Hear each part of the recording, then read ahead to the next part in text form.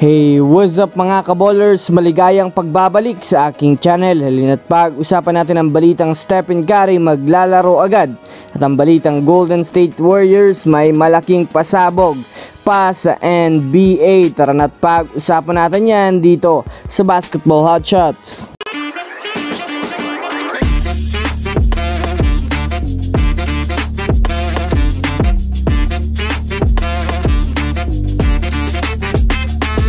Una nga muna tayong dumako mga kaballers sa balitang Suns ligtas na sa elimination. Well, alam naman nga po natin mga kaballers ng mga nakaraan ay talagang dumaan ang Suns sa pagkalugmok. Ito ay dahil na rin naman bukod sa nakaranas sila ng lose streak ay nakaranas nga po mga kaballers ng injury ang kanilang mga players.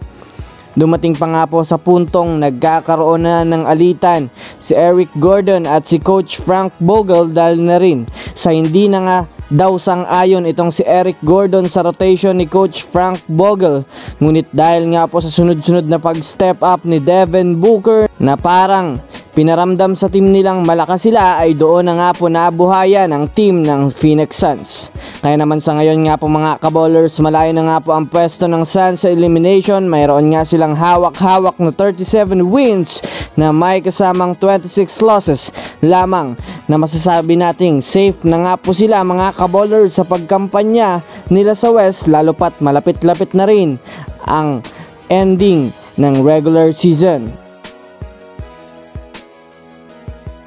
Samantala, dumako naman tayo mga kaballers sa balita patungkol sa kupunan ng Golden State Warriors.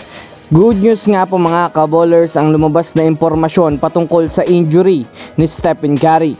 Yes mga kaballers, ankle sprain lang nga po ang tinamo nitong injury na masasabi nating hindi masyadong malala na kaso ito. Ayon sa Warriors insider na si Anthony Slater, kailangan lang nga daw ni Stephen Curry mga kaballers na magpahinga ng ilang laro na kung susumadayan nga natin mas maganda na ito kaysa matagalan pa.